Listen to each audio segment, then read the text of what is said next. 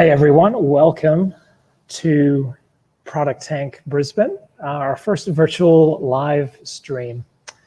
And it's just so great to have this available to connect with everyone. So get ready to participate on the YouTube comments. Like I said on the comment that I made before, we're hoping to make this interactive for whoever's joining tonight to kind of simulate some of that great networking that we get in on our events. So basically, ProductTank is a meetup for product people by product people, right? So our mission is to support people defining and designing product with supportive community and inspiring content. We're going to have a lot of great content tonight. Both from Neto and from the panel that's going to be discussing the shape up topic. So very excited to get into that. I'm one of the organizers for ProductTank Brisbane, and I organize along with Anthony Lee from ABC, Louise Flynn, and David Martin. So be sure to reach out to any of us if you have any feedback or ideas for things that we can be covering in these series of events. So just a note, as you comment, and again, inviting you to comment, but it might ask you to create some type of a profile. It's a very quick process. I think you just have to click yes, and it takes a second, and then it lets you comment if you've never commented on YouTube before. So we're going to jump right in, and in a second, we're going to have a chat with Brandon from Neto, who's the VP of product. So I'll bring him up on the stage in a second. And really looking forward to hearing a little bit more about how things are done at Neto. And I think that's something that on this product roadshow that we've done so far through Brisbane, we've just been to Red Eye Apps, and now here we are with Neto tonight.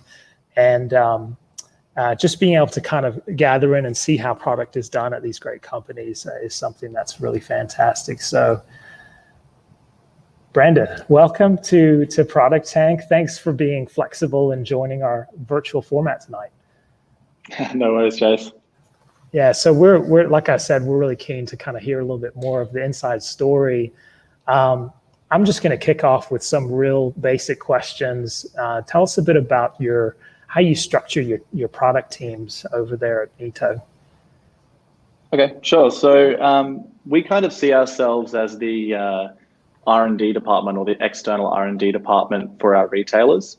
So we have a few thousand small retailers using our platform who are essentially very focused on marketing their products and getting their products in front of customers, but don't really have the capital that bigger retailers have to invest in back of house operations, optimization, things like that. So we kind of divide our whole team into a few different areas. The two main pillars are, one, efforts that will increase the revenue of our customers. So that's really about opening up new opportunities, so integrating with new sales channels. So we have a team kind of focused on that, and optimizing our checkout experience to improve conversion rates. And then there's the second area of focus, which is all about reducing operational costs for our customers. So we have a team aligned to our order management solution. So they really own that product on its own within the platform. And that's all about reducing the operational costs that come with trying to fulfill your orders and get things out when people are placing orders. And then similarly, we also have a team aligned to inventory management. So everything you need to procure stock from suppliers, replenish stock, and manage your stock in general. We kind of have a team aligned to each of those areas. Within those teams, each team is structured to be as autonomous as possible. So we'll try and have like a product manager aligned to each team, not multiple teams under a single product manager. We have a tech lead in each team who kind of works really closely with the product manager to play that product owner role. And then we'll try to have UX resources assigned to each team where possible as well. So it's really about making our teams as autonomous as possible so they can own their own resources, own their own structure, own their own way of working, and really focus on those goals they've been given, whether it's making order management more efficient or making inventory management more efficient. I really like how you structure the teams around customer outcomes that you're trying to deliver, making them more effective at what they're trying to do and reducing their costs. I think that's an amazing approach. So tell me a little bit about the process that you follow from wherever that starts, if it's like, ideas and where those are sourced right through to delivery and follow-up. Yeah, so we try and be a bit of a what we call idea meritocracy here at Neto, which is essentially just a fancy word for any environment where the best ideas win. So we're working to, I guess, make it as make it a fair environment where whether an idea comes from a customer or it comes from someone who's not in an engineering team, or it is from the product manager, that it has the best chance of getting in if it's a great idea.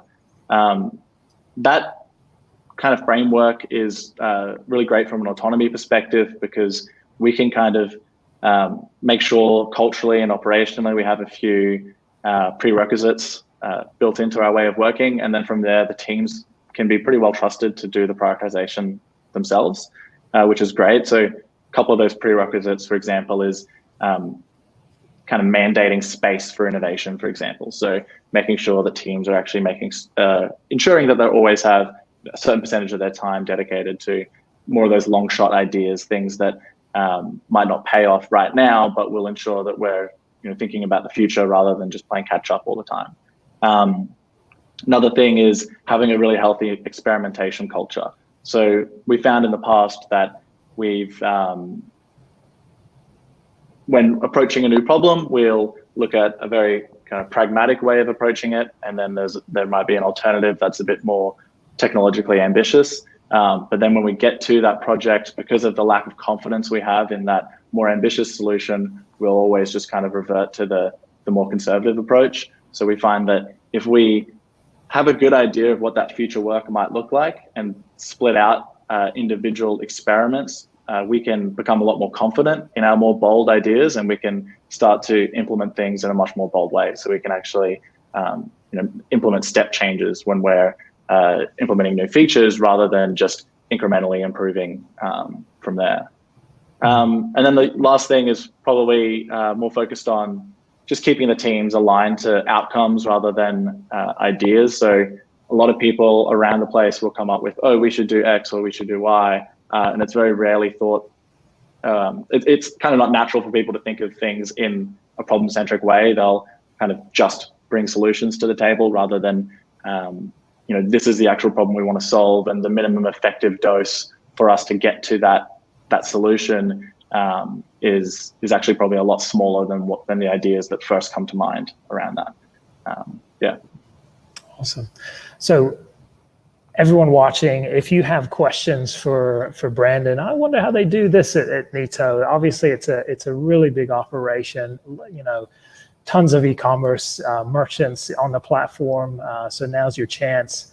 So in terms of how you communicate internally, like, do you use like a roadmap? Because you say the teams are autonomous and there's idea meritocracy and so forth. Do you use like roadmap artifacts? Do you do release notes? Kind of how does that work?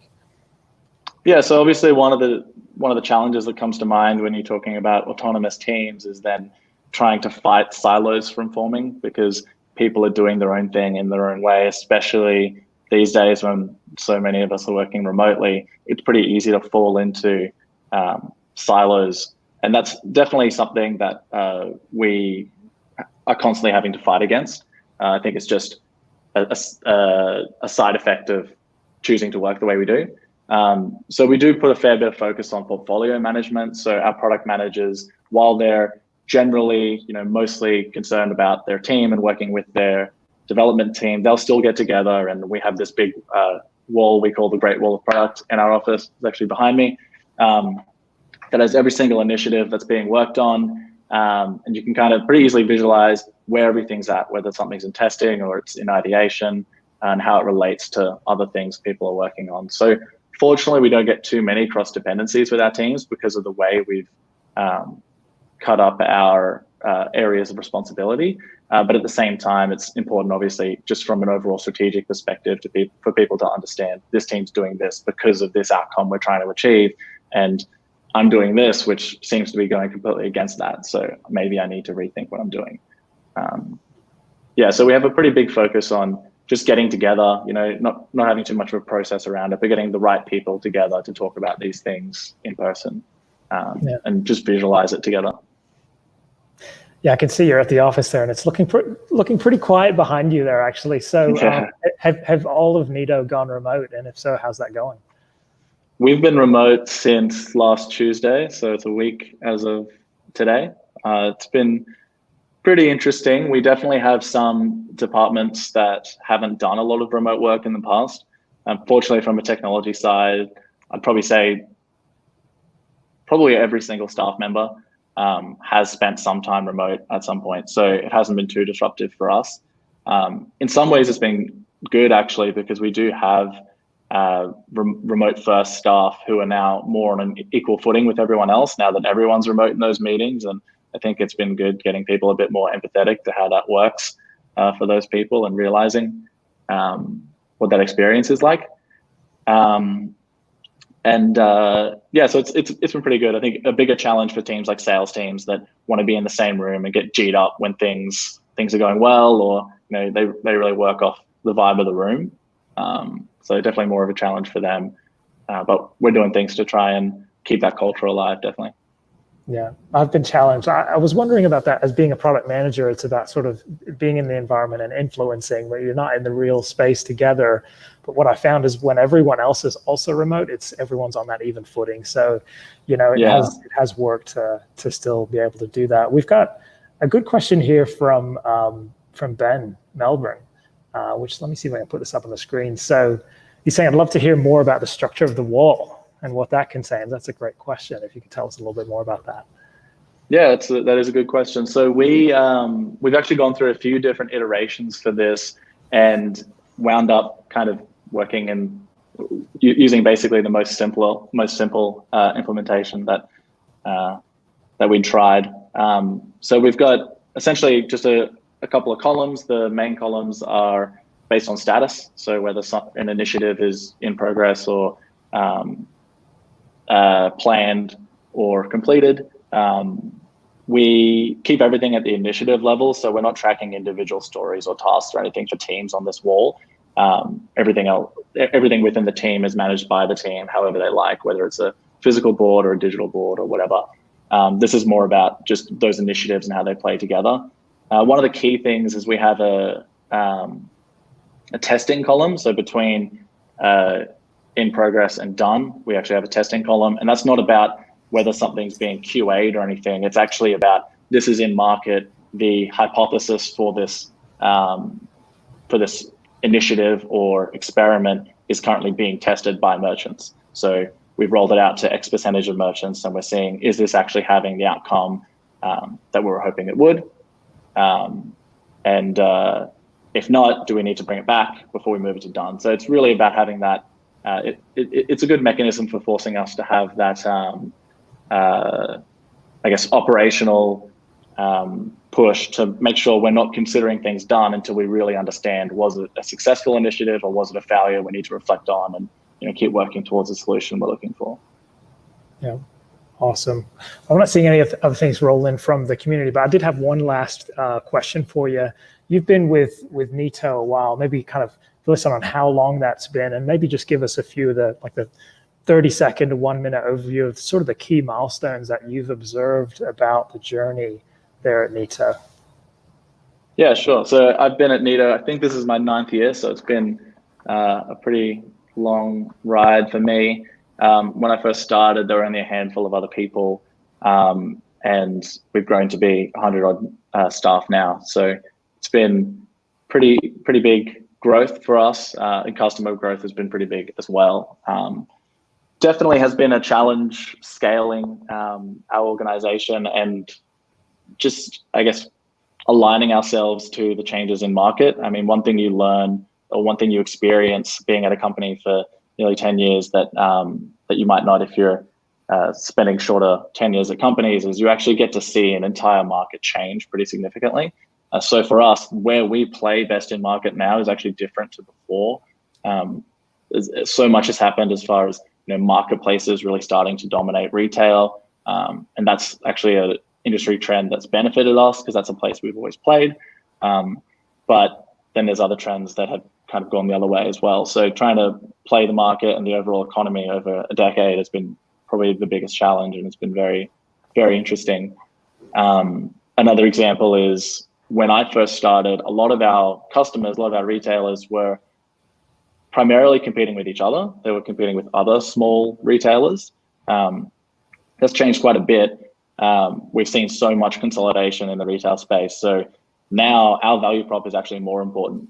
Previously, it was how do we get an edge on other small retailers? So only a little bit of innovation could actually go a long way from a competitive perspective. Whereas now it's all about how do we compete with these consolidated, sometimes multinational competitors who've entered the market, who have actually huge R&D budgets. So it makes a company like Neto way more important, because by buying a license to Neto, you're essentially pooling your resources together with other merchants to fund this pretty big external R&D department, and we can kind of solve all of those problems for them. Yeah, awesome. I thought I'd sneak one more in here. Another question about this wall. What are you guys doing with that now that you're remote? So fortunately, we do track all of our initiatives in Jira already. And one of our product managers whipped together a pretty awesome digital version of it very quickly. So before we'd even gone remote, he'd set that up, and it looks pretty good. So we've been running with that so far. Like I said, the main reason for the wall is really for us to spark really good conversations about what we're working on and how those things might play together, and make sure that we have that alignment as far as where the company's trying to head. So as long as we're still having those conversations, still getting together and having that conversation, talking about the general themes that we're working towards, I think it fills its purpose, whether it's literally a big wall of stuff or not. Awesome. Hey, I'm going to sneak one more in here from Michael Griffin, just because I know him. He's a thoughtful guy, so would hate to leave this one out. What do you think? So how are you receiving user feedback? Tell us just a little bit about that. Sure. So we take customer engagement pretty seriously. So there's a few different ways we do this at a few different levels. So we're definitely getting feedback from the sales team, and we have a few operational things to do that. For example, in Salesforce, whenever a sale is lost, or whenever someone from customer success has talked to a customer who's threatened to churn or mentioned they're considering moving platforms, there's a pretty easy way for those staff to log why that's happened. And we've actually divided our entire product into what we call components. So kind of small units of this feature in this area. And so the same way we use those components to categorize things like bugs, we will categorize these interactions that have come from a lost sale has been categorized against this missing feature, or a churn concern has been categorized against that same kind of thing. So we can get a really holistic view of, for marketplaces, you search for marketplaces, you search for Amazon Australia, you can see all these customers have churned because of the lack of this feature, all these sales have been lost, and we actually get some pretty good quantitative data on that, which is pretty awesome. Another record we have is ideas. So customers can submit ideas to us. We have a fully public ideas portal. Customers can submit ideas in and vote up, and we categorize them the exact same way. So we still get that holistic view. Outside of that, we do a lot of kind of outreach to customers. So we have Scrum teams that will each sprint go visit a customer. Our CEO literally bought a bus and wrapped it with our logo and everything. So anyone in the company is free to use that bus to take their whole team to visit a customer. That team will go demo every sprint. This is what we've built. What do you think? And collect that kind of more anecdotal feedback as they go to keep close to customers. So it's really a combination of that, getting that data out of those people who are interacting with customers on bulk every day, as well as trying to get a little bit more face time with customers. Yeah, awesome. Well, thanks so much for hosting us virtually. I know hopefully everything's going to clear up by the end of the year, and we're hoping to have a really nice big gathering in November just to celebrate this whole roadshow and get everyone back together. So yeah, we look forward to catching up again in the future, but really appreciate you joining tonight and giving us some of this sort of inside view to how you do things at Neto. Yep, thank you. Thanks for the questions, everyone. Yeah.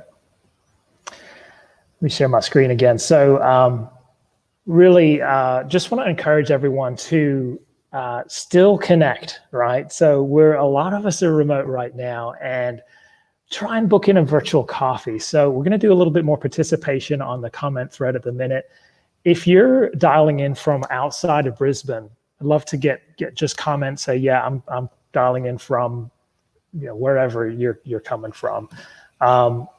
Just have a look at who's on the feed, find them on LinkedIn, reach out and say, do you want to do a 20-minute virtual coffee on Hangouts or something like that? And connect and share learnings. So also keen just to note who's joining ProductTank for the first time tonight. One of the things I was really excited about, I try and find the silver lining in everything. This situation has been really trying times for so many people. There's a lot of challenging aspects to this right now, but hey, one of the positive things I thought, hey, because we're doing virtual, new people can join and connect with the community. So that's awesome. Also, just want to thank our sponsors. So let me move forward to one of our sponsor slides here.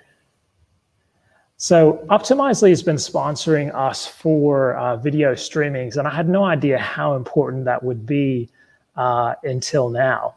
And being already set up to do something like this is very meaningful. So I'd not only say check out Optimizely as a product, I'd also say send out a tweet and just say thank you.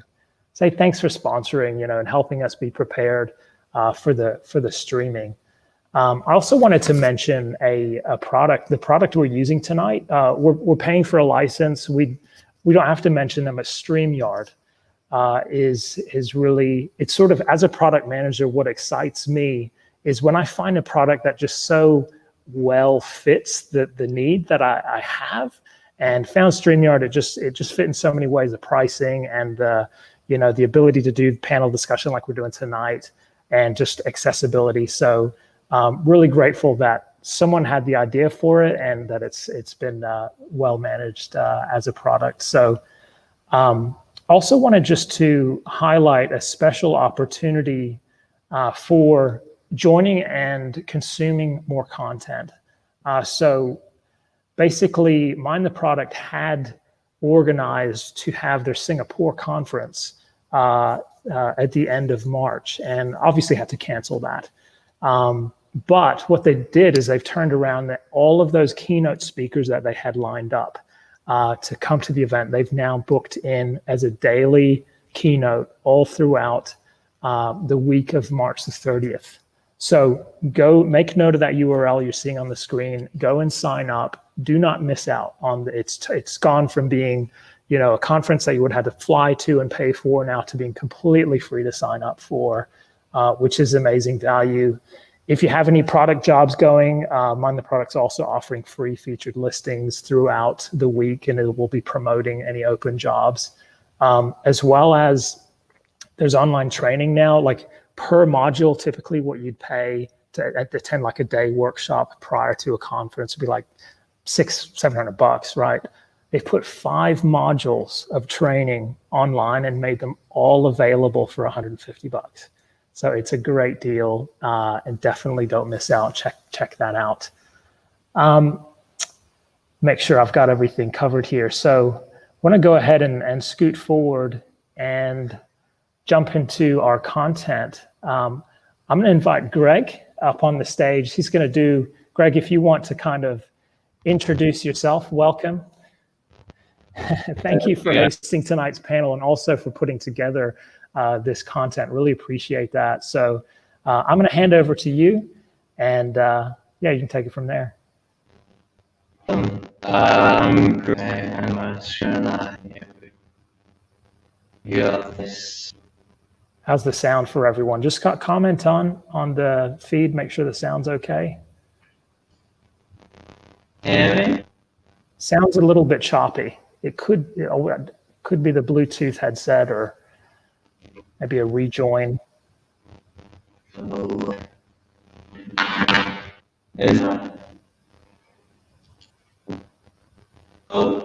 No problem. I have to do just a refresh of the browser, and we'll pop you back in. There we go. All right, so this is where I get to stretch my improvisation legs here. Let me see if I can find any other slides to talk about. So really proud of the other companies that we have in our lineup throughout this roadshow. We've got Silver Rail is the next actually in the lineup, and we're probably going to do a virtual event with them as well. And maybe just a quick question while I kill some time is, how's the time working? Because it's virtual, just comment in on the thread and say, like, what we're thinking is maybe a midday event might work for everyone, like around noon or something like that. So just hop on and say if you have any preference, whether it's in business hours or if you appreciate actually being able to kind of sit back after hours and still have that beer or wine or whatever and network and so forth. So pop that on the comments. We're going to give Greg another try here. Okay. Is that better? That's heaps better. Okay. All right. I'm going to leave it in your capable hands. I loved Michael's comment. Greg's never sounded better. Cheers, mate. Appreciate that. I'm Greg from Jumbo Interactive. I'm the head of product there. If you wanted to share my screen, I'll jump straight into a brief overview of ShapeUp. So I'm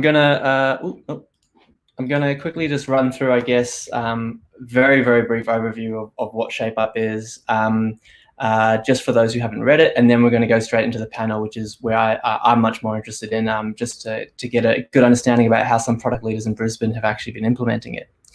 So just a bit of history on where we were 9 months ago that led us to kind of go and look at ShapeUp. 9 months ago, we were focusing on outputs, not outcomes. So we were measuring the velocity of what our teams were delivering as opposed to the actual end value that was being created. We started solution first, not problem first. It could align a lot with a lot of things that Brandon was saying at the beginning of this chat. And the ideas were not properly refined before starting. So it was a loose idea that was handed off to a team. And with that led into like the last sort of problem was that we were having fixed time, fixed scope, and fixed quality work. And almost always the scope would never change. This is the idea, this is what we have to deliver. And so either time would suffer and it would get delivered and it would cost us much more than what we were actually prepared to spend on it in the first place, or the quality of the work would suffer.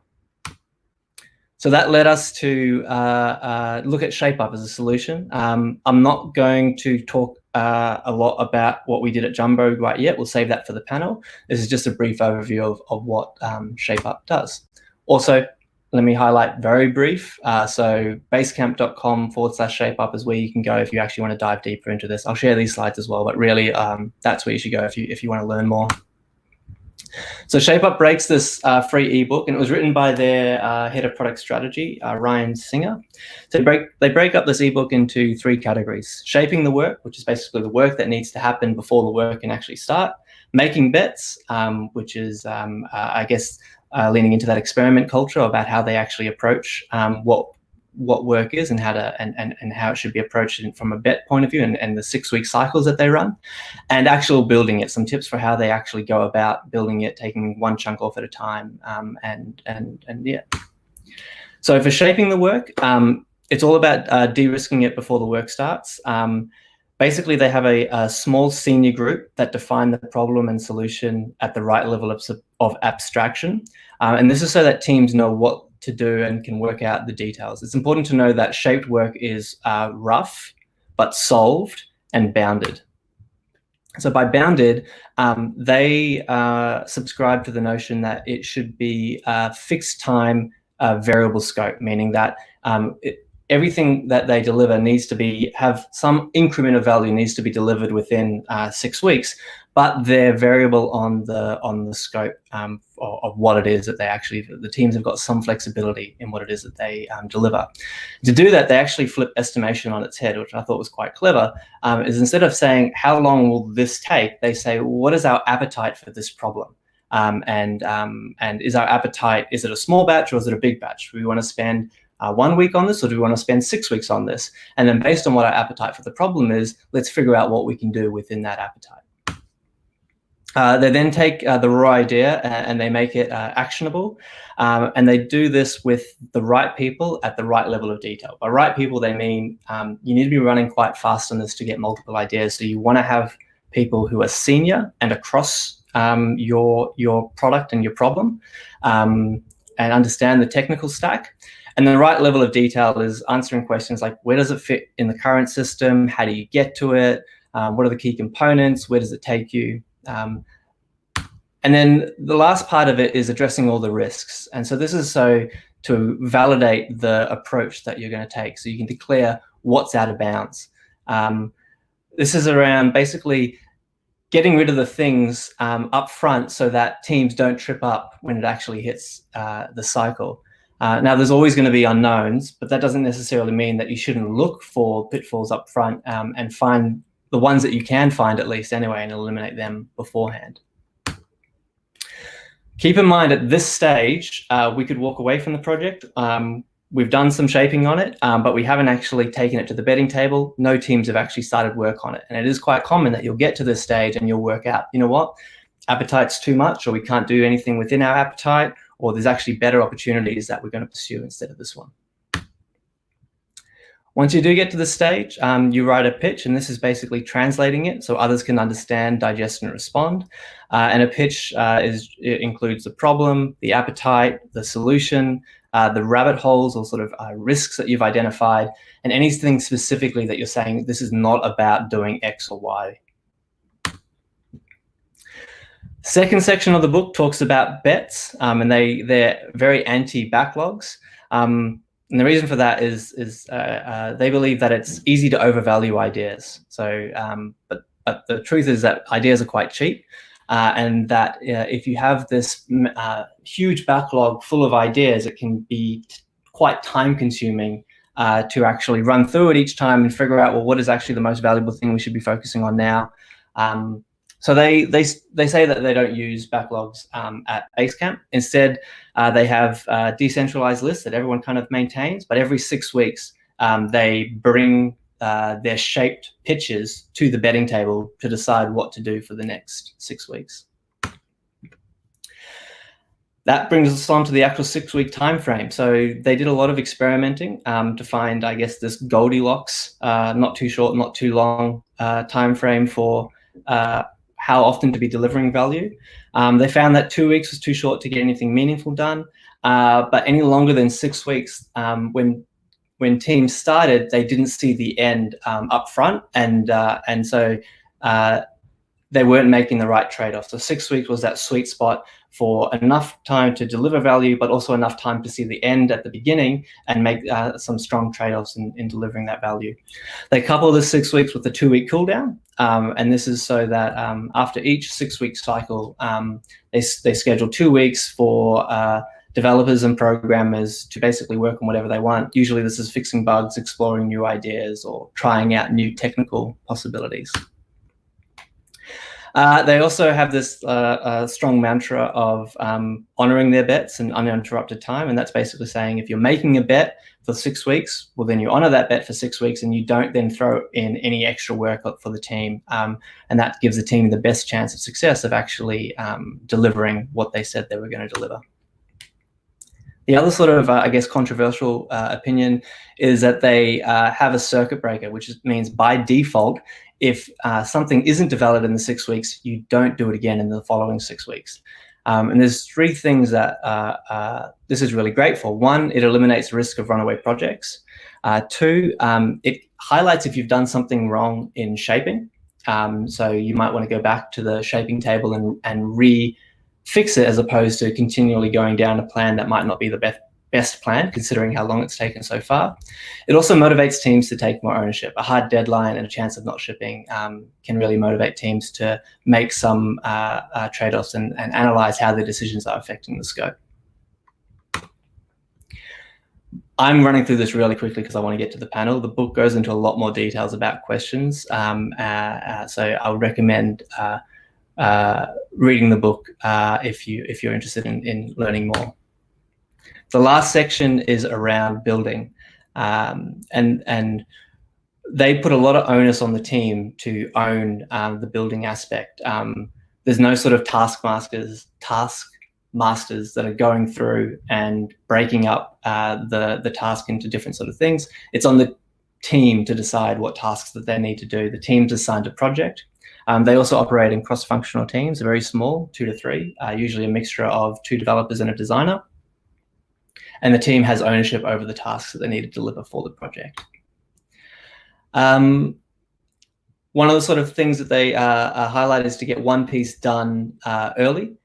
So instead of front end working on something and back end working on something, they said front end and back end should collaborate on one small thing and deliver it early on to get some momentum. And they suggest picking something that's core, so core to the actual end goal that you need to be achieving, small enough to deliver within a week. And if you've got 2 things that are both core, both small, pick the one that you haven't done before because that's the one with the most risk. And the last sort of piece they talk about in building is around mapping scopes and showing progress. This is basically some tips about how you can break work down into small functional chunks of scope. And then they introduce the concept of hill charts to show how different scope is tracking over time, with this sort of notion that there's a whole bunch, with any sort of task or item of work, there's a whole bunch that's unknown, where you're kind of doing like discovery to figure out everything that you need to build for that scope. And then there's a whole bunch of known where you then are in the actual process of just delivering that. Extra little point here is this is actually a feature that's unique to Basecamp. And so the way that they've actually presented this is an excellent form of product marketing, because it's like, hey, this is how you build product. Oh, by the way, our tool can help you build it this way. Very clever on their behalf. And the last sort of bit on building is they say decide when to stop. Scope can grow like grass. And this is also something for me as a product designer, I struggled with before I made that transition into product management. I was always wanting to design for the ideal customer experience when instead I should actually be designing to the current baseline. What does it currently look like for customers right now? And is this an improvement on that current baseline? Yes, it might not be ideal, but how much longer do customers have to wait for an ideal solution if the current solution is non-existent? So I guess sometimes both developers and designers have got a lot of pride in their work and they obviously want to do their best work, but it's important to know that when we're comparing what our solution is, we should be comparing it to the baseline that customers already have, as opposed to that ideal sort of promised land that we want to get to. That was really quick. Hopefully I didn't go too fast. I'd like to stop here and see how the product leaders in Brisbane are using ShapeUp. So I'm going to introduce our panel. So we've got David Hurst from 5 Good Friends, who's the head of product at 5 Good Friends. Jen Elko, who's a director of product management at Schedulo. We've got Jess from Tanda, and we've got Tin from Compare the Market. Welcome, guys. Jace, did you want to?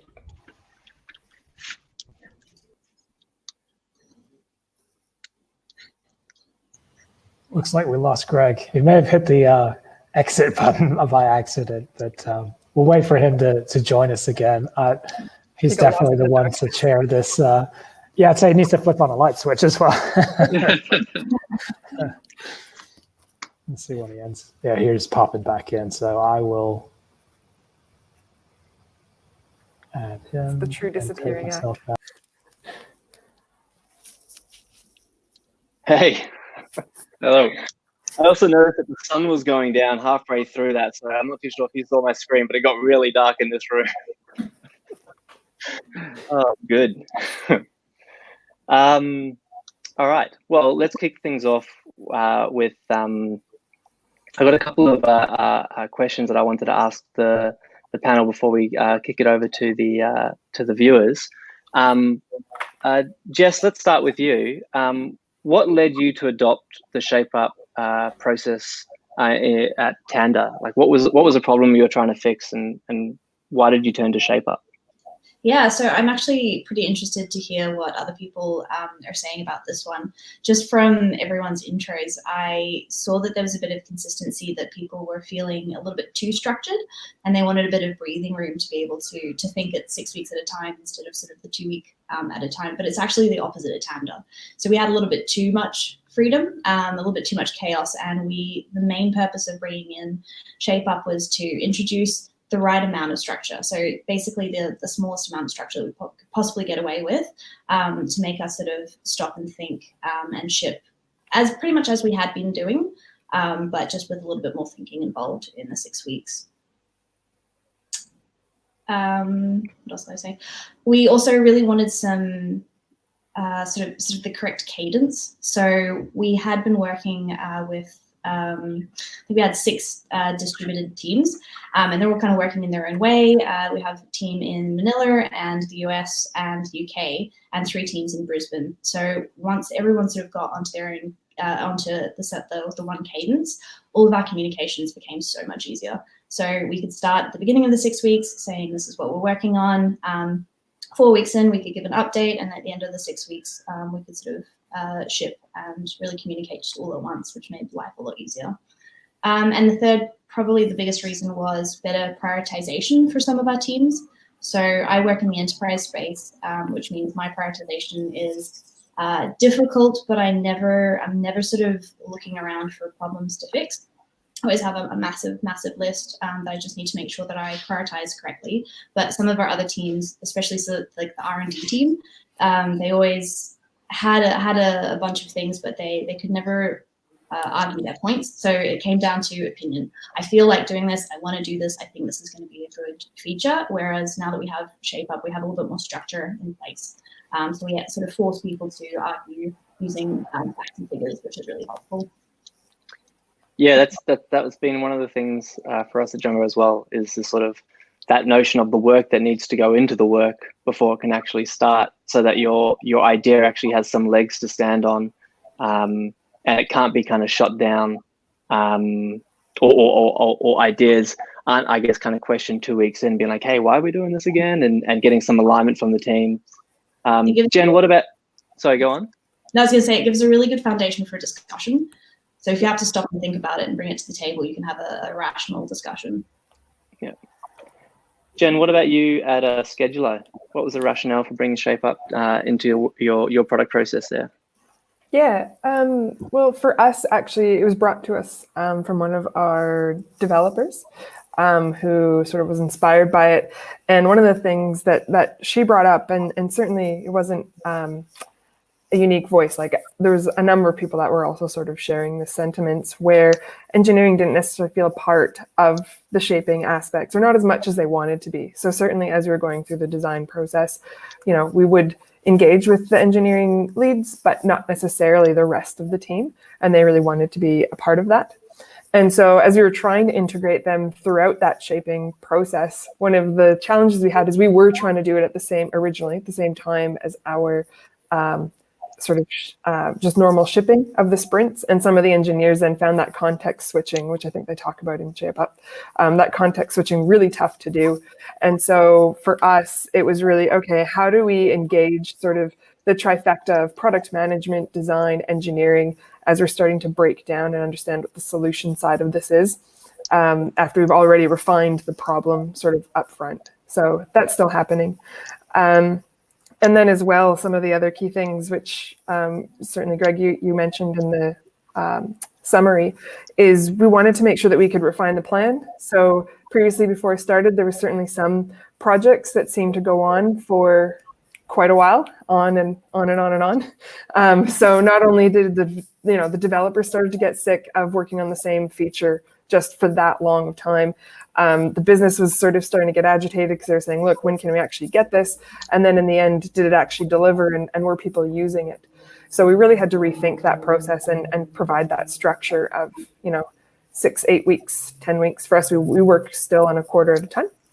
and then also sort of refining the risks. So that was what we found was a big part of why we were running over so long, is that we didn't necessarily address some of the unknowns early enough, and we'd get into them, and all of a sudden, oh, now here's this big unknown, which are always the worst.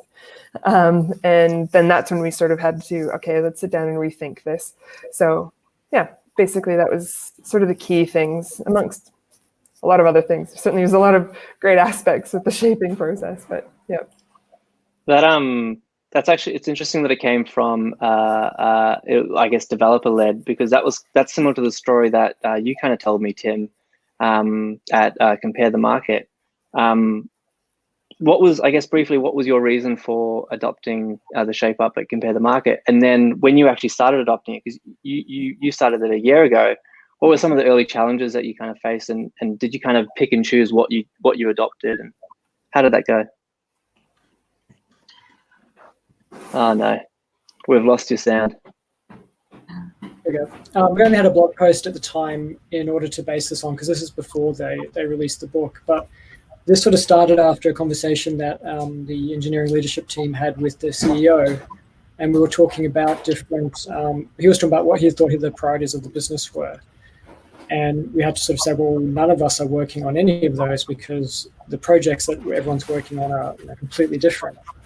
So he sort of challenged us to think of another way of working. And a colleague of mine, we were sort of trying to rethink things a bit. And then a day before we were going to present, we reread this blog post, because we're both sort of fans of the Basecamp guys, and sort of looked at each other and went, oh my God, this is it. We should just do this. And it's been very successful at being able to focus everyone on the task. Like, there's transparency from the developers or up to the board level as to what are the number of projects that we're working on and what are they.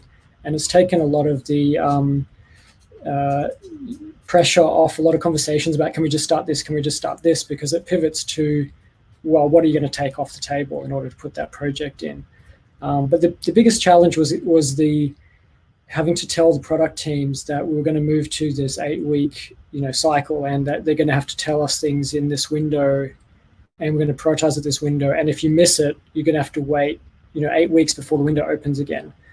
That took a bit of convincing, but we made sure we did a big rollout to everyone, explaining the process, helping them through the transition, and giving them hopefully a bit more structure around when to engage. And that sort of helped with them talking to our partners who are external to say, if you can give us your requirements or your integration specs by this date, we can get it in. If you miss it, you'll have to wait. So it actually became a bit of a tool for the product people as well, in order to have a bit of a stick to talk to their partners around when they needed to get their stuff done by.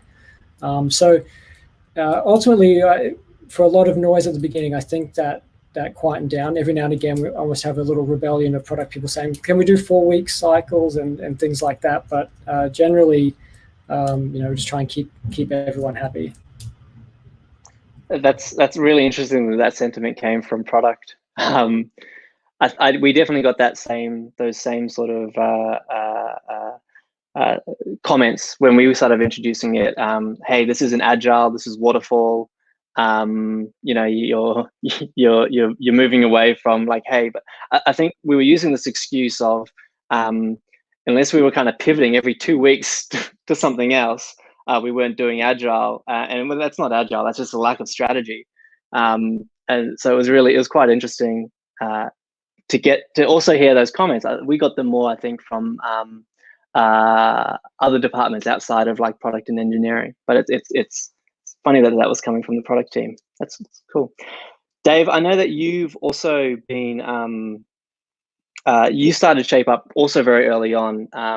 Tim mentioned he did it from a blog post before Shape Up actually came out. You, I think, started 5 Good Friends, or you started at 5 Good Friends right at the very beginning, and you kind of structured that whole company based on some of the Basecamp principles. Was it 3 years ago? Yeah, it's about 3 years ago, I think. But yeah, I think my experience, I guess, similar to what some other people say, and I kind of learned over time that a lot of good product management is around sort of managing risk and managing resources, and making the right bets, putting off, the risk of putting off tough decisions, the risk of not having shared understanding, the risk of scope creep, icebergs and rabbit holes, all those kinds of things. And making the best decisions you can with the information you have at the time, effectively using time and people, all those kinds of things. I was, some places I was working at, I was really struggling with those. I guess it was poor risk and resource management, and it really was a kind of frustrating experience. So despite all the noise and the effort, you didn't really seem like you were getting anywhere. Like nobody was felt like they were really doing their best work. And so when I came into Five Good Friends, I was like, I don't want that experience. I want to set up this place differently, and I want those things kind of managed. And so I tried to find every little bit of information I could around this idea of what Basecamp was doing, and we structured it around that. And we had some really good results to begin with. It wasn't perfect because we didn't really understand what they were doing, and we were feeling our way as we went. But it was a really good process to begin with. And I think the interesting side effect was that not only was it good for the team, but it was also good for the stakeholders. So like the people in the business. For the first time, I think that 8-week kind of cycle was like, okay, here's the pitches. We're at a betting table. We're going to decide what we're going to do. It gave them that kind of hand on the wheel feeling, like they're actually still in charge. They got some control and influence over what's happening, instead of just sort of these sprints that happen and everyone wanders off in their own little ways. It gave a lot of clarity to the experience. I'll pose this to the group, so whoever wants to answer. What didn't work when implementing ShapeUp for the first time? What were some of the challenges or stuff that just didn't quite fit, especially within your existing practices? I can offer something. Well, because we did it quite early on. We didn't really understand the shape up part of ShapeUp. So we were doing the 8-week cycles, fixed time, fixed resources, trying to cut scope. But we weren't doing a very good job of shaping the projects beforehand, which meant that we were hitting icebergs. We were questioning whether it was the right thing. We were running over, all those kinds of things. So the first few project cycles were a bit bumpy. And it wasn't until we switched to doing the shaping up front that everything came together. We were able to deliver on time. Everybody was really much more confident about what we're actually working on. And with your shaping up front, because I know that we've talked about it, you follow them to the T, and that you've got a shaping team and your actual sort of delivery teams, correct? Is that right, Dave? Yeah. So we've got usually the shaping team will be myself and the CTO, and we also include other, like some of the designers and senior engineers as well, depending on what the projects are. Pitches can come from anyone. We encourage that from anyone in the business, but typically most of the shaping work happens with like a core senior team. And then we share that with other stakeholders as we go and refine it over basically while the engineering and software team is delivering some projects, we are shaping the next round of pitches ready to go. So at Jumbo, we moved away from that. We did it so that each team was shaping their own work. And there's some obvious sort of pitfalls to that because you can't move quite as fast. But we were concerned about, I guess, autonomy in not having them have a say over how it was, like what it was and how they were building it. Have you had any issues with that from teams? Have you had any teams that have come back after something that's been shaped and been like, hey, I don't know what you guys were thinking when you shaped this, but like, has there been anything like that that's come up? Yeah, it has. That's been a struggle as well. I think, when you're doing the shaping, you have the advantage of building up all this context and making all the decisions as you go, and they seem like good trade-offs as you go, and you get to the end and you present this to someone and they're like, how on earth did you arrive at this? And then you have to go back and explain the whole journey that you took, and usually they go, oh, okay, yeah, I get it. But I think like the trick is building in, they talk about it in the book. It's like it's well enough formed that there's the known pitfalls are kind of figured out, but there's still room for the team to make decisions and to use their own creativity.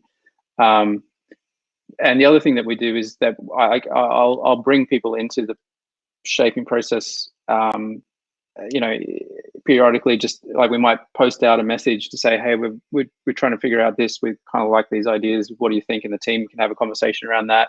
So we try to push out certain aspects of it so that they don't, they're not completely excluded from the whole experience. And also we open up, we've got a project, so we use Basecamp to do all our project management. We've got a project, which is our shaping project for the next cycle, which we've started to open up so anyone can freely wander in there and just see what we're talking about and documenting and what our decisions are and comments. And so that there's an opportunity just to be included. Talking about using get the team to plan in that 2-week cooldown period, and we do get feedback that the cooldown isn't probably sometimes the more intense part of the 8 weeks, and can be quite grueling for the teams when they're going through and trying to figure everything out. But I think ultimately the pre-work is probably the biggest challenge we have right now. You know, translating the business requirements of something that can be consumed by the engineers, which is something we're working on at the moment. I think for us, one of the big things is when we first put it in, we actually only did 1 day of shaping. So that certainly did not work. I would not recommend that. We changed that pretty quick. And we did find there was a lot of value in it. It was the first time where we at least brought all of the teams to do their planning all at the same time. So that was something that we found did work, so that we could talk through some of the different dependencies. But yeah, basically each time we go through it, we've iterated and refined how we've gone through the shaping process. So we've got a question from Pat. He's asking how big or how many people are employees at Five Good Friends. I think what he's getting at here is that ShapeUp is quite a small team, 50 people, and they're remote. I think their developer teams are actually like 20 people. And there's some sentiment, I guess, that this process might work for Basecamp because they're so small and so elite. I guess that's what he's kind of getting at. What's the team makeup look like at Five Good Friends, Dave? Yeah, so the software team is we're just going up to 14 now. So yeah, we're well in the smaller bracket. I guess it was probably the Basecamp sort of size. That I think they did 20, and yeah, you do start to feel the pressure. Like it's shaping that many. Like because as you said, there's like 2 engineers and a designer most of the time, or 1 engineer, a designer, or 2 engineers, depending on what the project is. But we've got like 3 or 4 or 5 streams of work that we're shaping for the shaping team that starts to, it's kind of reaching our capacity in terms of how much we can shape. So what we're planning on doing is if we sort of, once we get to a certain threshold, we'll have to divide the shaping team as well. We'll have to we'll either bring in the seniors, like designers, other product designers and engineers to do more shaping work if they're interested. And then we'll have to employ more engineers and designers. But yeah, there's a threshold where it's like, I would say we're probably hitting it about 14, 15 people in a software team where we're going to have to then duplicate the overhead of the shaping team. There's another question that's come in from Ben. He's asked, in Marty Kagan's book Inspired, he describes the shaping stage as discovery followed by delivery. I guess, does anyone have any views about if these two approaches differ? I want to quickly just jump in from a Jumbo point of view, because we actually read Inspired about 2 months before we went into ShapeUp, and Inspired was kind of like the light bulb moment of switching from outputs to outcomes, as well as the sort of push for cross-functional teams. And I guess Inspired it kind of talks about all the value of it, but didn't necessarily give you a playbook for how to actually implement it. And so we read it and we were like sold on all these ideas from Marty Kagan, and we're like, yeah, that's great. I guess we're gonna have to go to his workshop to figure out how to actually use this. And then we read the ShapeUp book, and it was like, oh, this is actually really in line with what Marty was talking about. I think Marty doesn't like having two different tracks, one for discovery, one for delivery, and I think the Shape Up kind of does do that. So there is, I guess, a couple of little things where they differ on. I'm not too sure if anyone else in the panel has read both books. Has anyone else read Inspired as well? Yeah, we did that as well. So through our book club, we read Inspired first, and then we were sort of looking at Shape Up afterwards. I'd sort of follow a similar thing. I guess for us, with our size, we do the shaping with the team. So there's kind of two pieces to it. The dual track that still happens ahead of it is the user research and really defining what that problem is.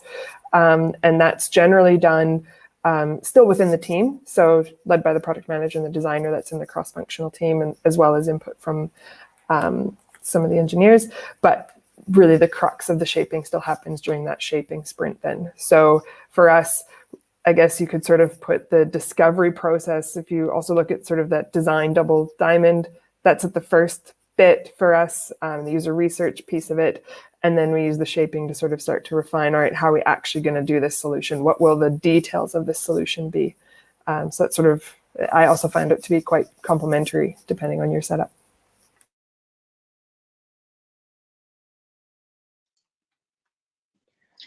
I was just going to say our discovery and delivery is pretty ingrained. So the way that we work is we have sort of myself, the product manager, along with the account manager, the project manager, sort of CTO, all sort of working on the shaping, but in collaboration with the developers, so that we don't have sort of the handover docs that we have to do before they start work. By the time they start the delivery phase, they've sort of been brought along the journey. So we're constantly discovering as we deliver as well.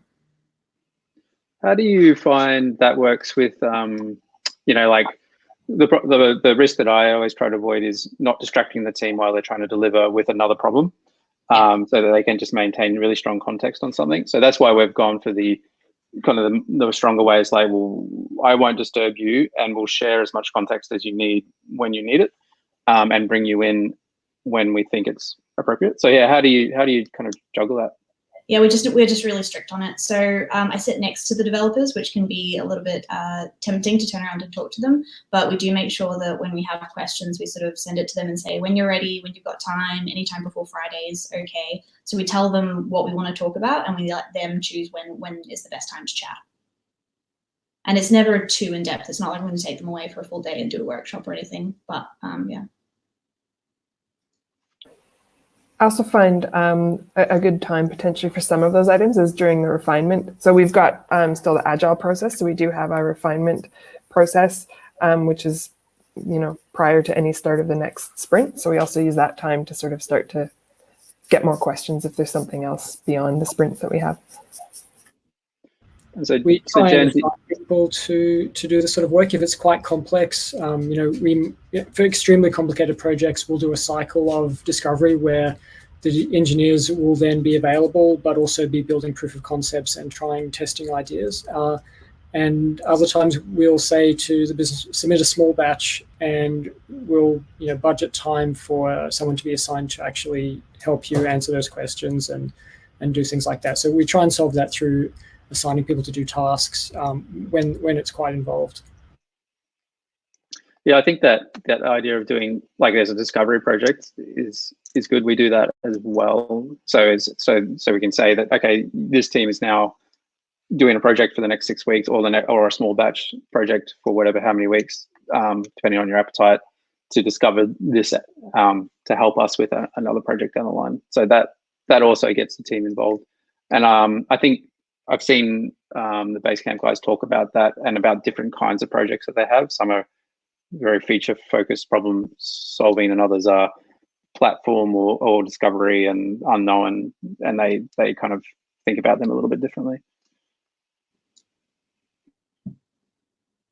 Yeah, Jen, sorry, Jess. I was going to say, so we split up our teams a little bit so that I'm very focused on enterprise, but I think the R&D team have a completely different way of working. So by the time that a problem comes to the point that we've decided we're going to solve it, we've known about it for like a year or more. So we've got 12 months to discover something before it actually gets to the point that it develops, because it's going to be a known problem. It's going to be worth solving. So a good long runway. Jen, you kind of touched on this just in your past thing about you overlaid the shape up over the top of your current Scrum processes. That's exactly what we do at Jumbo as well. I was just wondering, does the rest of the group use Scrum and then kind of just overlay shape up on top, or because I know that they're pretty anti-Scrum in the book? Yeah, it's an interesting question.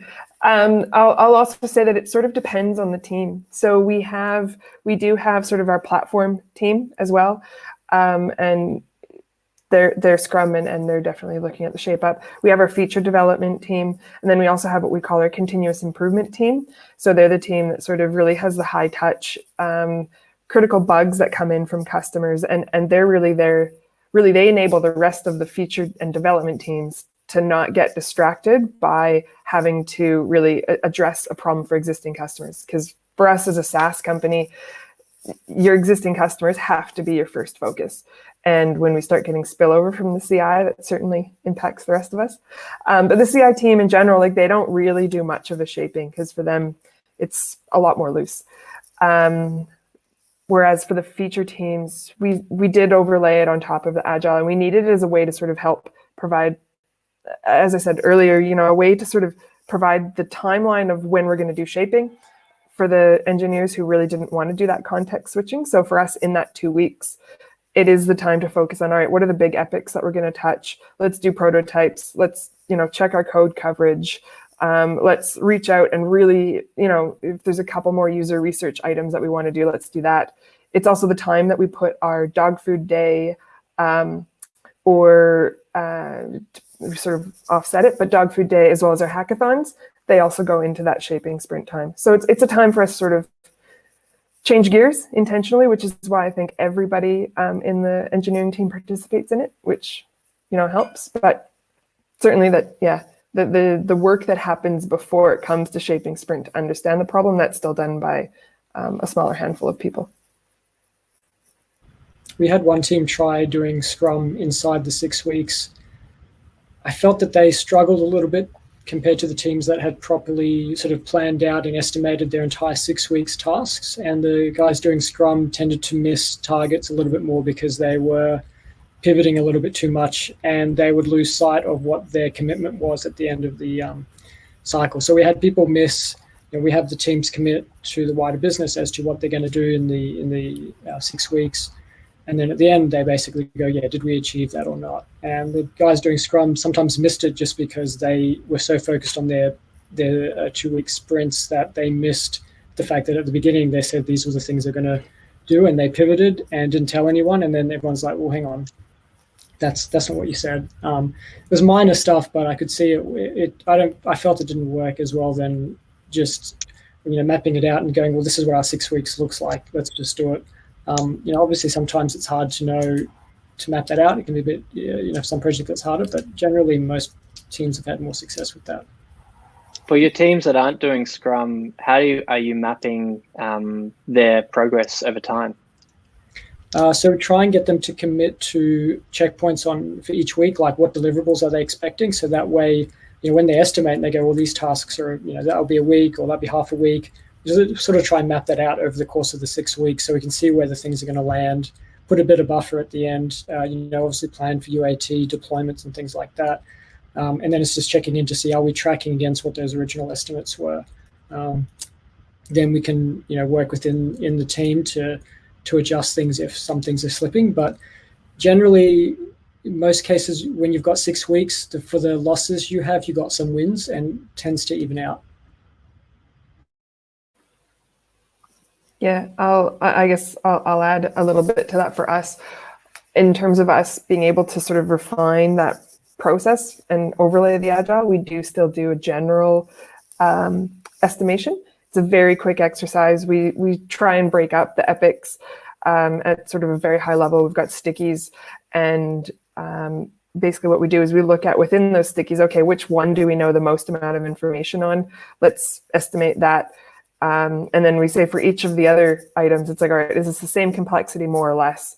and you're just creating these big buckets. And that's generally then how we can get around. And we absolutely then find things on the cutting floor. We call it, last quarter, I think we called it the graveyard in one of the teams.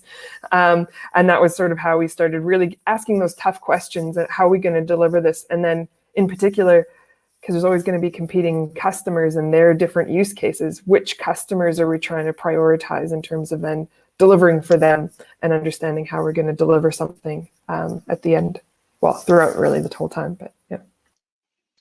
We've got another question from Alan. He's asking, when shaping with the team, how do you settle competing solutions or a design by committee situation? I guess, is anyone else doing shaping with more than, I guess, just key senior people? So we've got an architecture group. So if the team are going to do something that would deviate from our standard architecture, then they need to submit a proposal for that to be reviewed. And if there are competing, we had this recently where the team came up with competing approaches. And so I just, or in that case, organized a workshop with other senior engineers from other teams and just had, basically said as a group, we should decide this so that not one person owns it and has to wear the stress of being the ones whose idea went forward. It's sort of like we should own this as a wider engineering team.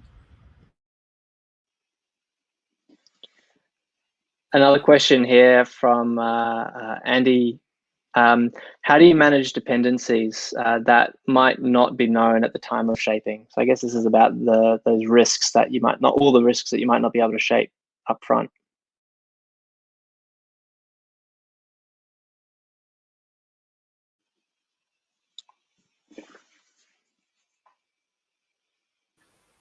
I guess I'll go. So for us, I can say, there's always there's the unknown unknowns.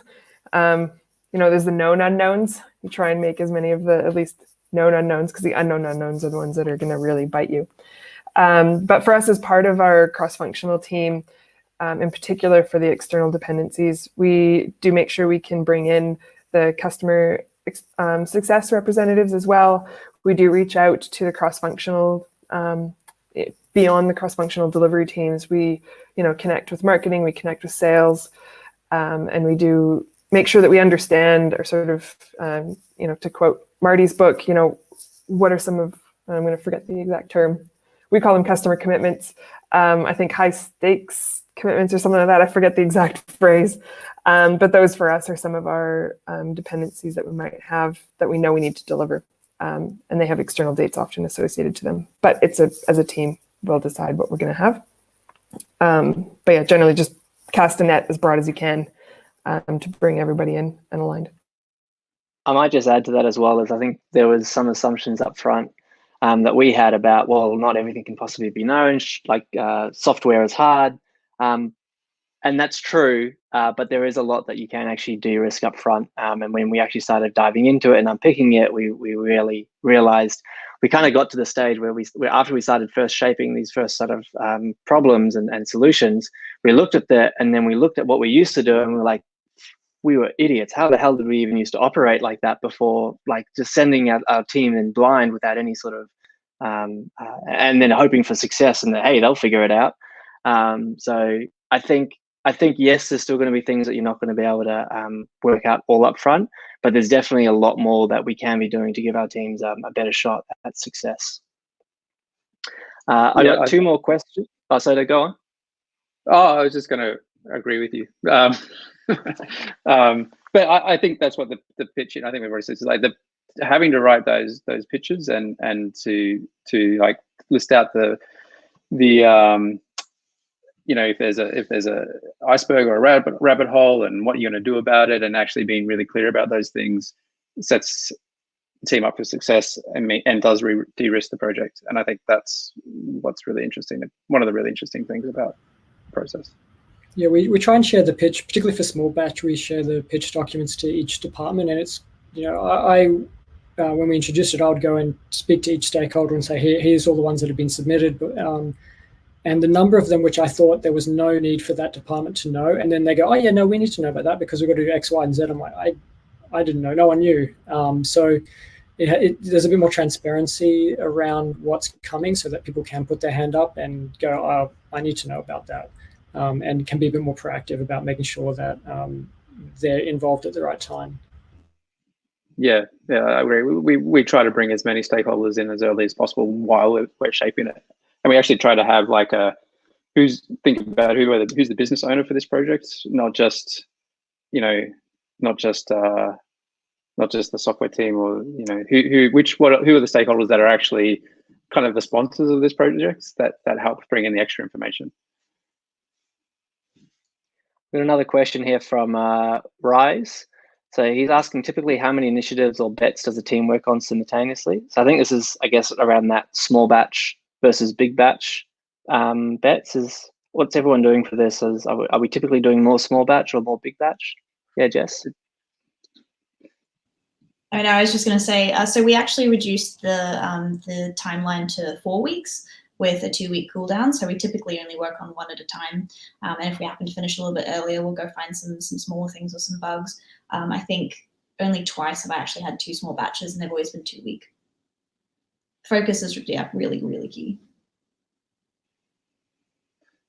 For me, it always comes back to appetite. We don't have a standard size that we aim for. It's like it's always how much time do we actually want to spend on this? Because what's the value versus effort, and force it that way, regardless. Yeah, we currently have 7 teams, each about 3 to 4 people. We're running 4 big batches at the moment, and between the 3 teams, maybe 10 to 15 small batch items through them, plus a maintenance queue as well, where we have just a Kanban board and we have allocated people who are outside of the process who rotate through just to deal with any of the ad hoc requests that come through so that it doesn't interrupt any of the project work. Does anybody else have separate teams to take on things like support requests and bugs? We have a support team, but we do have a thing where anything that we've shipped in the previous, I think, 2 cycles, it will go back to the developer who caused the bug. But if it's, a year old or something, then it will go to the support team. That helps us with focus.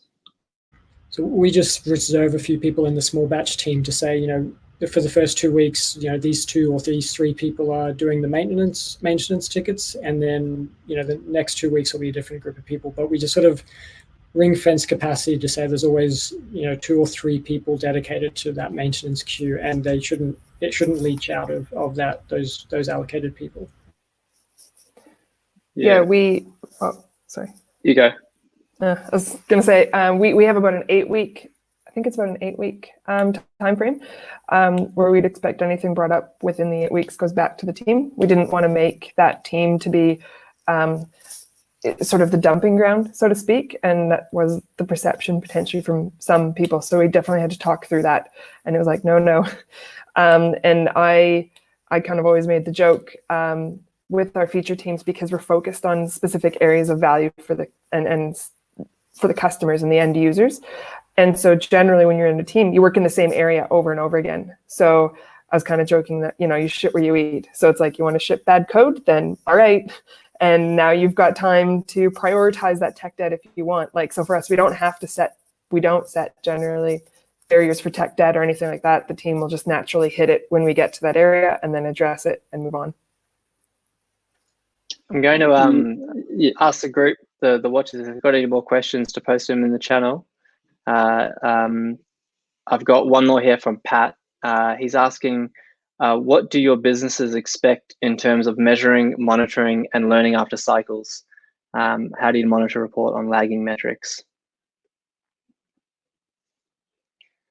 So I guess Pat's a product manager at Jumbo, so he's putting me on the spot here. I think what he's talking about is some of our, and we've also just read North Star metrics from the guys at Amplitude and kind of implementing some of that stuff. Some of the stuff that happens is we'll get to the end of an 8-week cycle and we'll have released something, but we might not necessarily have the actual data on it to measure the outcome. So really it's still an output. And I guess how are we then looping that back to the outcome what are you guys doing, I guess, to kind of show the actual value that came out of that cycle? If it doesn't, especially if you can't, I guess, if it's not obvious again at the end of doing the work, which more than likely it wouldn't be.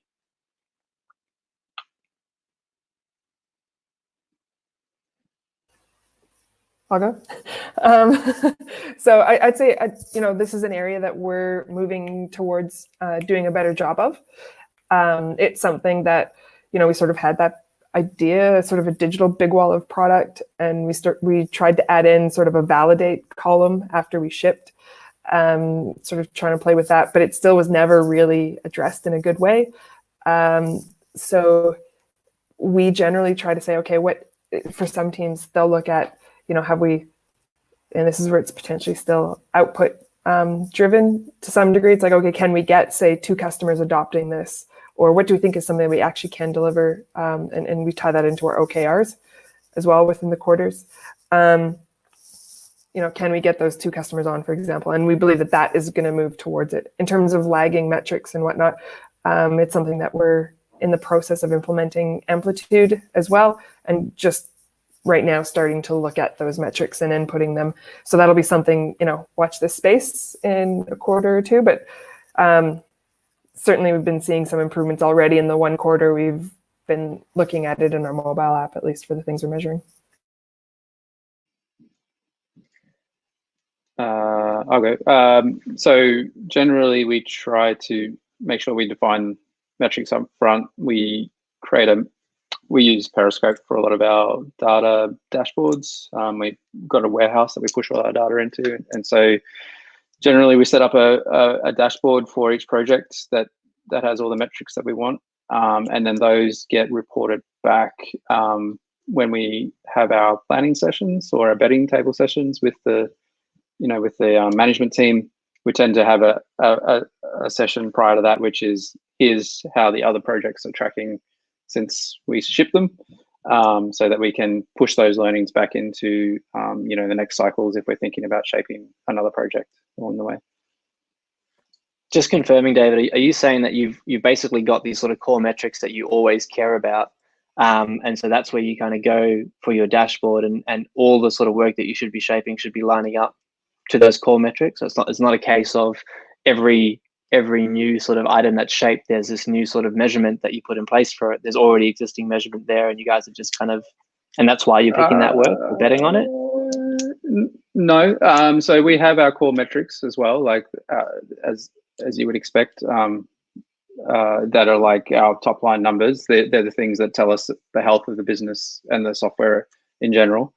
But then we also have numbers around, well, we're expecting this project to deliver this outcome, which might be a sub number to those core metrics, but they tell us more about whether that project was successful and whether it's driving those top numbers. So we'll actually have a dashboard that's dedicated to that project output, so that we can say, okay, we set out to do this with this project and it's done this, so that tells us that's a good thing, or that tells us it's a bad thing.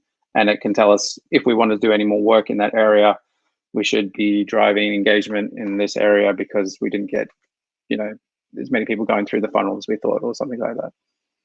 So it gets quite granular at that point for me, because often as those bigger metrics are great for telling you how your business is going, but it's sometimes tricky to say this project had this effect over here because everything piles up into those big numbers at the top. So you also got to look at I think you got to look at the meta around those numbers as well, personally. All right, I think we're going to have one last question and then we might wrap it up. I've got Pat's asked again. He wants to know, how do you approach the cool down period? Is it structured or is it loose? I guess who here is everyone doing cool down? No, so we're not doing cool down either. As I said, we tend to do the planning for the next cycle in the cool down period, so it tends to be quite intense. So the only, we try and just leave people alone to get through it, but it's more the case that by the end of planning, they need to be able to have decided on their objectives for the 6-week build period. So, as long as they can get us that and therefore deliver because they did a good job planning, they're free to try and use that time to the best of their ability. So for us, so we do have cooldown, and I guess that's the advantage of having that separate shaping stream is that you can give the developers and the software team general that cooldown period. So we do post out a lot of the pitches around that time because that's when we're kind of okay to distract the team now, and we can have more conversations around the projects, and they'll have more input at that point. But then it's pretty much up to the software team. We're quite loose in saying, okay, just go and make something better. Is essentially whether that's infrastructure or a bug fix or something that's been driving you crazy, or just tidying up some code or making the design better, whatever it is, just go and do it. Because or if it's going to do an e-course or whatever it is, to sharpen the tools and spend that time well. And that's how the teams just sort of self-organize around that. They'll post some ideas, see if anyone else wants to work on it, and they just pick off things that they want to do. All right, we might. Go on. I'll answer this one quickly, only because we're in our second cycle. So our cooldown period is currently spent shipping all the stuff that we said we would ship the previous 2 weeks, but we didn't get around to. So ask me again another couple of cycles. Hopefully it will be unstructured. As Dave said, just going and fixing things, and yeah. Actually, but I've got one last question from me, actually, based on that is, has anyone had a circuit breaker moment where they've got to the end of their sort of 6 weeks or 8 weeks and they haven't been able to deliver, and then they've had to make that hard decision of, well, we're not actually going to continue with this anymore? Or have you got into that and you've been like, oh, screw it, we're going to spend the next 2 weeks and still get it done? I've had the latter of those two across the 5 devs that I work with. So all 5 of my devs, but because we have not been shaping strictly enough, which we're getting better at, but all 5 of our devs have missed the 4-week deadline. So we've all just continued into cooldown, which is pretty terrible. I've had both experiences. So in one case, we decided to continue on. We did refine the project, but we gave it another cycle. Other ones, we've partially delivered something and had to drastically cut the scope. So we just still delivered value, but we said, okay, all of the stuff we said we were going to do, we're not going to do it. And it actually turned out better because it's like we haven't even come back to it because we never needed it, and it's a better outcome. Yeah, we focus on trying to cut scope. That might mean there's another cycle to do extra features, but at least always trying to get something that's deliverable by the end of the cycle is how we approach it. Not always successful, but that's what we try and do. Awesome. All right, well, we might wrap up there. Thank you so much to all of you for dedicating your time to this and doing this. I think this is pretty cool. How we're all kind of connecting even amidst this sort of health crisis. So thank you so much for your time. Chase, thank you so much for organizing it. Do you want to have any sort of closing remarks? Yeah, will do. Thanks, Greg, and to the whole panel for all that you've contributed. I think I'm going to go read that book now. And I think that pretty much the entire product community that was dialed into the event tonight will also go read it, because you did a great job kind of selling us on the merits of that. I just want to sort of remind everyone, hop into Slack and join the discussion. Just this past week, I was having a challenge finding people to interview for research, for product research. And I jumped in Slack, 60,000 product people from all over the world, asked the question in general channel, and I got a couple of really great ideas like very quickly. So it's a great resource. Another pro tip, now that we're all going virtual, like around the world, a lot of product tanks, like there's 200 cities globally that do product tank. A lot of them are starting to all stream their events like this into the main Mind the Product YouTube channel. So subscribe to the Mind the Product YouTube channel, and you can pick up heaps of great events just like this from other cities. I just listened to Wellington, New Zealand. They had an event at 3 o'clock, which was good time zone because it was evening for them. But they put up 5 5-minute lightning talks, and it was just amazing value. So I feel super pumped up from product knowledge now. now I'm going to go apply it. And also just a reminder, definitely don't miss out. I've put a couple of comments in the comment feed. Don't miss out on the event next week. The keynote talks, the whole thing is free. And when you sign up, you'll get daily emails. There's going to be a ton of great content that's going to be pushed out throughout the week via email. I've been seeing all the work that's been going into that, so don't miss out. And also the training as well. So thank you to everyone. Any feedback, always just drop it through to us, and keep getting out there and making products that people love. Take care.